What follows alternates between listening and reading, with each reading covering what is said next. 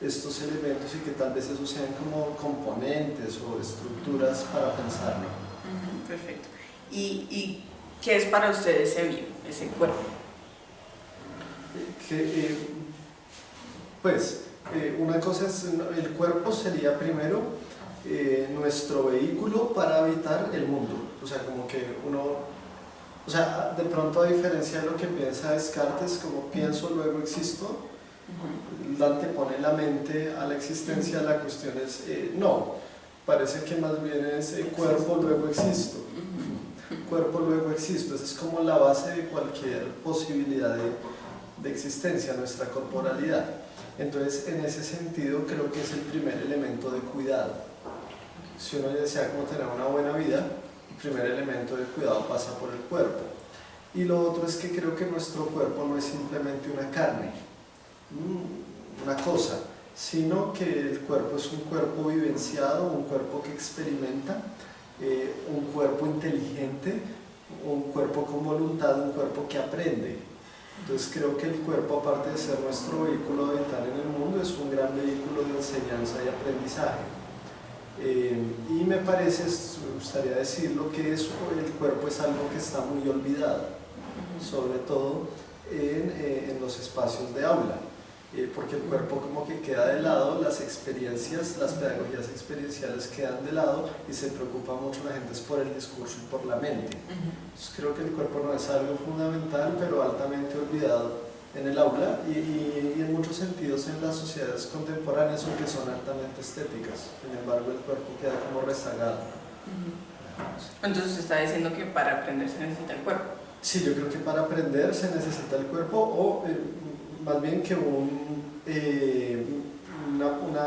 una propuesta de aprendizaje robusta tiene que pasar por la corporalidad hacia el tema del que trate, no sea propiamente el cuerpo. Entonces uno podría, por ejemplo, una cosa tan abstracta y tan complicada como la idea de dignidad, que es una noción moral, uno la puede explicar por vía corporal, entendiendo cuál es el valor del otro, por ejemplo, en un equipo al jugar fútbol.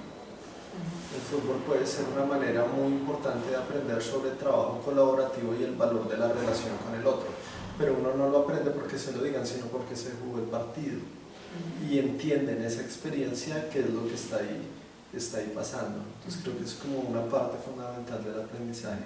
¿Y qué piensa usted del alma? Como de la parte de las relaciones, ¿Del alma o de las emociones? De las dos. Pues no sé, alma me parece una palabra rara, una palabra compleja, porque es una palabra que, por ejemplo, en algunas discusiones se equipara con mente, alma o mente en Descartes, pero alma también se equipara con esencia, y luego alma en el discurso judeocristiano pues tiene como una connotación de trascendencia. Entonces es una cosa que puede ser muy distinta, ¿no? Como en varias tradiciones. Alma me parece una palabra difícil, pero creo que es un nombre que le damos a una intuición que podríamos llamar como metafísica, y es pensar que de pronto eso que somos es más que eso que vemos, que detrás de la presencia puede haber como una trascendencia. Creo que eso es lo que las personas tratan de designar cuando hablan de una cosa como alma.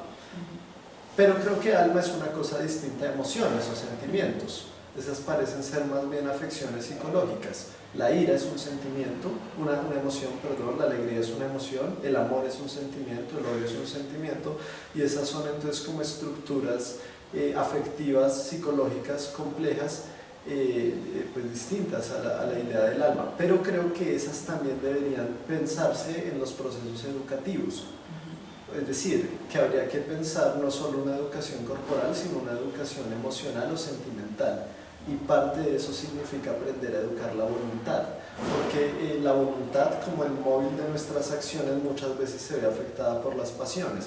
Entonces uno, por ejemplo, en una situación siente mucha ira o celos, eso es una emoción, y eso lo lleva a actuar de un determinado modo. Uno debería aprender también a educar sus pasiones, sus emociones, para poder guiar su voluntad de manera inteligente. Veo como esa relación. ¿Y qué piensa usted, profe, del espíritu? Bueno, espíritu me parece que también es una noción interesante, compleja. Espíritu en muchos sentidos es soplo. En la tradición griega, en la tradición hebrea, en las dos es soplo. Y es soplo que anima la vida, espíritu.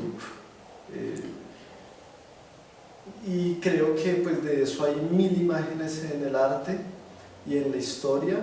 Y de pronto la pregunta es si valdría la pena considerarnos hoy día seres espirituales o qué puede significar eso. Y yo creo que tal vez en esa noción, la de seres espirituales, yo creo que lo que se piensa es que somos sujetos que buscan precisamente el sentido como de lo existente. O sea, la vida espiritual es como la vida del sentido, ¿no? La gente, si cree en Dios y tiene como una vida espiritual, es porque están como buscando un sentido, tratando de entender.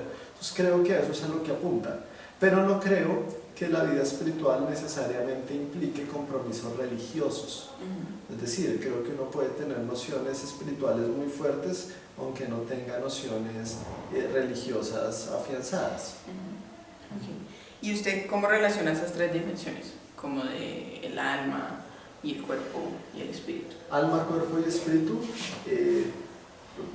A mí no me gustaría afirmar o pensar que el alma es una idea con contenido material, como el cuerpo.